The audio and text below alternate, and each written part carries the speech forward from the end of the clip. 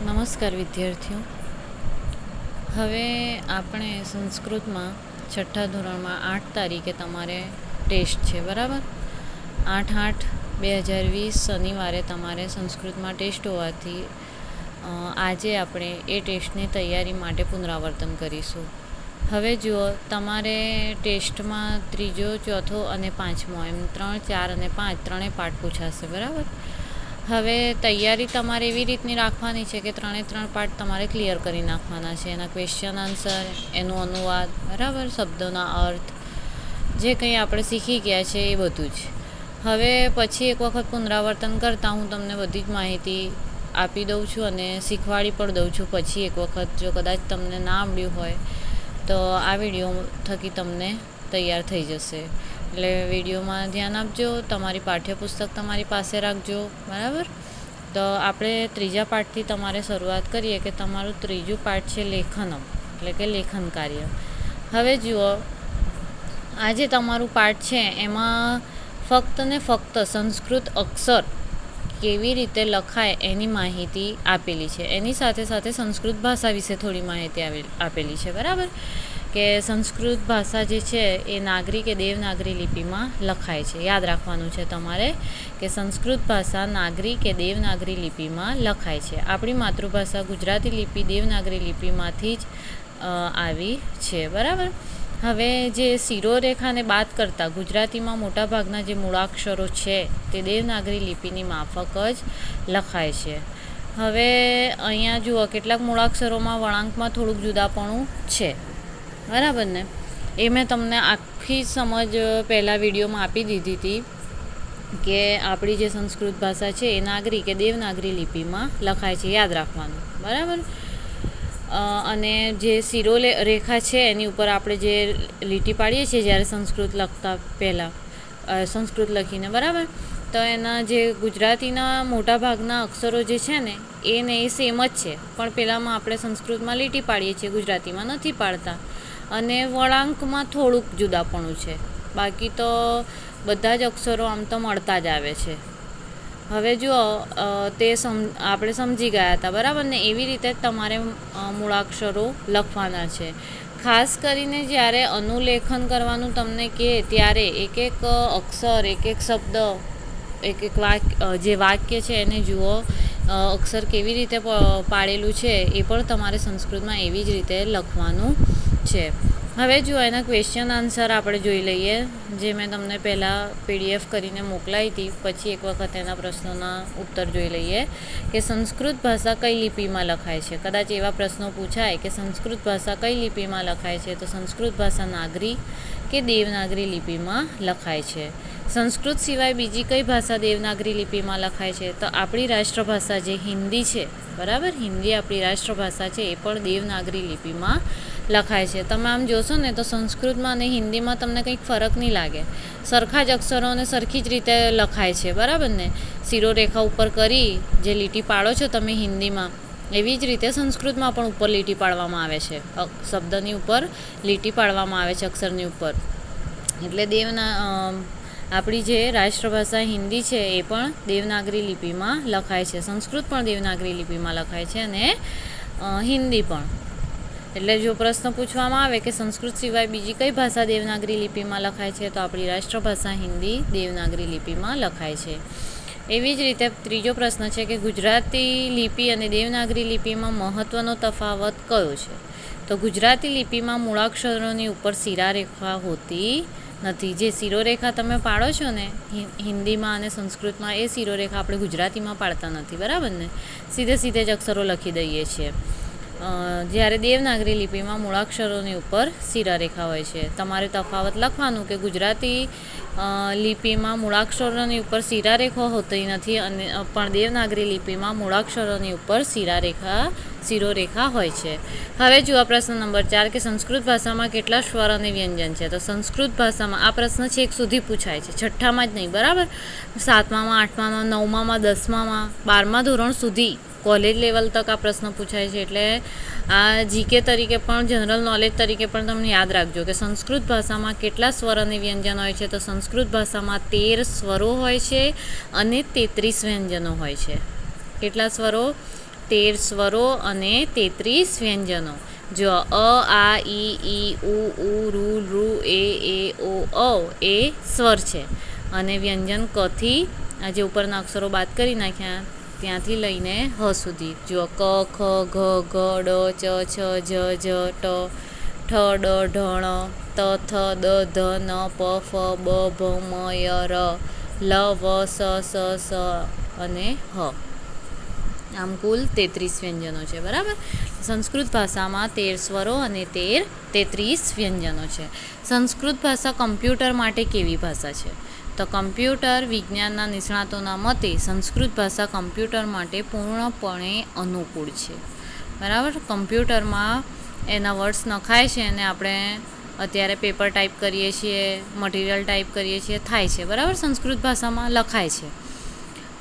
જે મૂળાક્ષરોના વળાંકોમાં બહુ ઓછી ભિન્નતા જોવા મળે તેવી 5 કે 6 જોડીઓ લખો. જો અહીંયા મેં લખી છે ઘ અને ધ સેમ જ લાગે છે, ટ અને ઠ, પ અને સ, બ, વ અને બ, બરાબર, ય, થ, મ, ભ, ઈ, ઉ, એ, ક અને ફ વગેરે.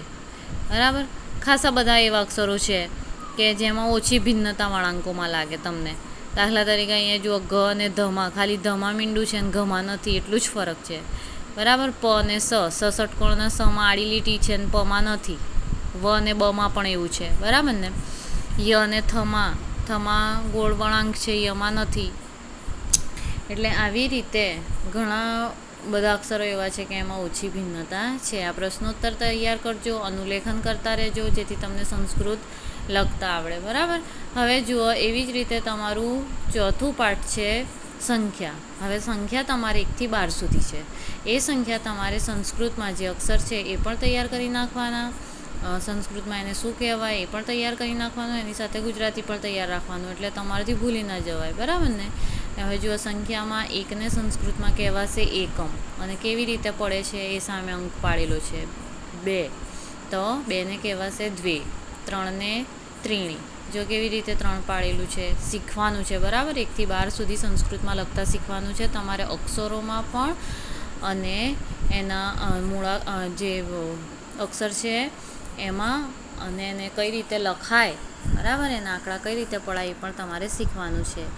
1ને એકમ, 2ને દ્વે, 3ને ત્રીણી, 4ને ચત્વારી, 5ને પંચ, 6ને ષટ, 7ને સપ્ત, 8ને અષ્ટ, 9ને નવ, 10ને 10, 11ને એકાદશ અને 12ને દ્વાદશ. બરાબર.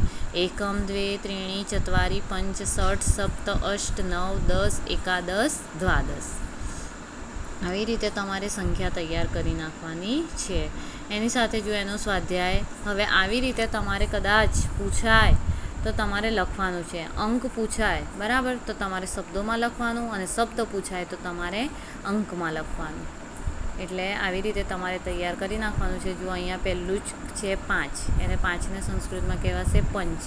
બીજું છે 1, તો સંસ્કૃતમાં એને એકમ કહેવાશે. બરાબર. 7ને સપ્ત કહેવાશે. 11 છે એને એકાદશ કહેવાશે. 2 છે એને દ્વે કહેવાશે. 9 છે એને નવ જ કહેવાશે. 8ને અષ્ટ કહેવાશે. 4ને ચત્વારી. બરાબર ને.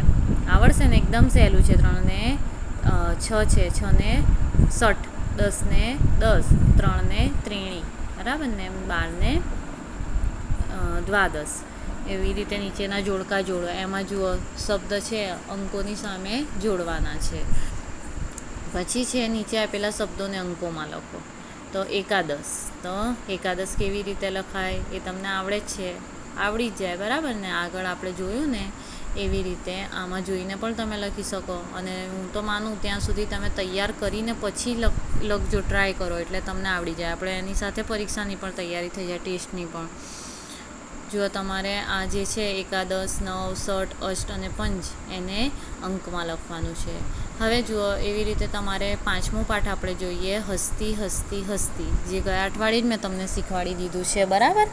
હવે એનું હું અનુવાદ એક વખત પછી કરી દઉં છું, ધ્યાન આપજો. હસ્તી હસ્તી હસ્તી, હાથી હાથી હાથી. બરાબર. હાથી હાથી હાથી. હસ્તી હસ્તી હસ્તી, દિવ્યા દેવી સૃષ્ટિ. હસ્તી હસ્તી હસ્તી દિવ્યા દેવી સૃષ્ટિ. હાથી હાથી હાથી અદ્ભુત અને અલૌકિક સર્જન છે. બરાબર ને? સૃષ્ટિ એટલે સર્જન ને દિવ્યા એટલે અદ્ભુત, દૈવી એટલે અલૌકિક. શું થશે? અદ્ભુત અને અલૌકિક સર્જન છે. હાથી હાથી હાથી એ અદ્ભુત અને અલૌકિક સર્જન છે. કદલી સદૃશી શુંડા એટલે સૂંઢ, કદલી સદૃશી એટલે કેળ જેવી, શુંડા એટલે સૂંઢ, સૂંઢ કેળ જેવી. સ્તંભ સમાન પાદા પગો થાંભલા જેવા. સુર્પાકારવ કર્ણો, કર્ણો એટલે બે કાન, બે કાનોની વાત કરવામાં આવી છે. બરાબર? કર્ણ એટલે એક કાન અને અહીંયા કર્ણો છે એટલે બે કાન. એના કાન સુપડાના આકારના. ધવલો દીર્ઘો દંતો, એના દાંત કેવા છે? દંતસૂળ, ધોળા અને લાંબા છે. બરાબર? ધવલો એટલે ધોળા અને દીર્ઘો એટલે લાંબા. જો પછી એક વખત કદલી સદૃશી શુંઢા, સૂંઢ કેળ જેવી. તેના પગો સ્તંભ સમાન પાદાહ, પગો થાંભલા જેવા. સુર્પાકારો કર્ણો, કાન સુપડાના આકારના. અને ધવલો દીર્ઘો દંતો, તેના દંતસૂળ, ધોળા અને લાંબા છે. ઉદરમ ભાંડાકારમ, તેનું પેટ. ઉદરમ એટલે પેટ, ભાંડાકારમ એટલે ઘડાના આકારનું, તેનું પેટ ઘડાના આકારનું. ઉન્નત બૃહદ શરીરમ, શરીર ઊંચું અને વિશાળ છે. અલ્પમ તુચ્છમ પુચ્છમ, તેનું પૂંછડું નાનકડું અને તુચ્છ છે. અહો અહો વિચિત્રમ એટલે અરે વાહ, કેવું અદ્ભુત. ઉદરમ ભાંડાકારમ, પેટ ઘડાના આકારનું. ઉન્નત બૃહદ શરીરમ, શરીર ઊંચું અને વિશાળ છે. અલ્પમ તુચ્છમ પુચ્છમ, પૂંછડું નાનકડું અને તુચ્છ છે. અહો અહો વિચિત્રમ, અરે વાહ, કેવું અદ્ભુત. પર્વત સદૃશ્ય ગાત્રે, પર્વત સદૃશ્ય ગાત્રે એટલે પર્વત જેવા શરીરમાં. સર્પસન્નિભ નેત્રે, સરસવના જેવી બે આંખો. કથમ અતિ બલવાન એશ, અતિ બલવાન એટલે અત્યંત બળવાન. એશ એટલે આ. અંકુશ માત્રાત એટલે કેવળ અંકુશથી.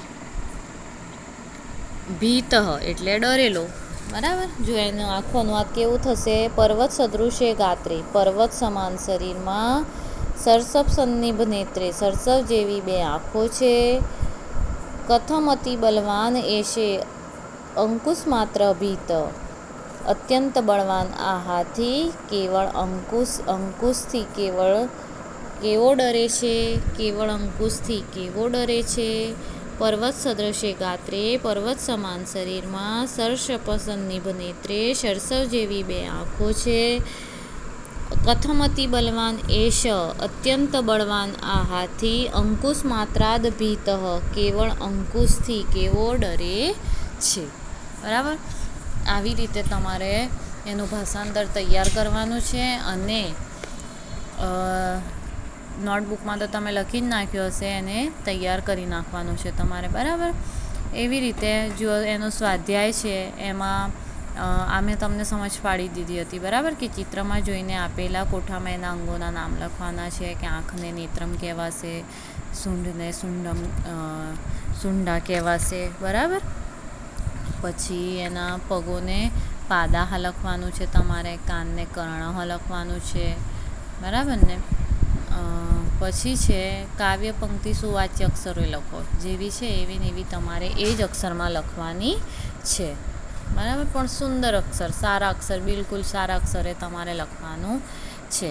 અને જો પ્રશ્ન નંબર 4 છે યોગ્ય જોડકા જોડો. એમાં પણ મેં તમને શીખવાડ્યું હતું. બરાબર ને? જો પહેલું જ છે ગાત્રે, તો શું આવશે? પર્વત સદૃશ્ય ગાત્રે. દંતો, દંતો કેવા છે એના? દીર્ઘો. બરાબર? શુંઢા કેવી છે? સૂંઢ કદલી સદૃશી શુંઢા. ઉદરમ કેવું છે? તો ભાંડાકારમ. અને કર્ણો શૂર્પાકારો.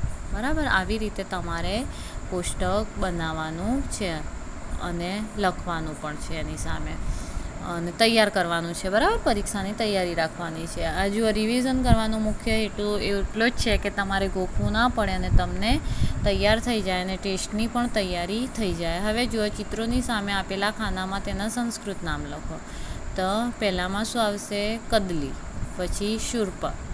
બરાબર ને? સ્તંભ અને કુંભ કે ભાંડ. બરાબર, શીખવાડી દીધેલું છે બધું જ.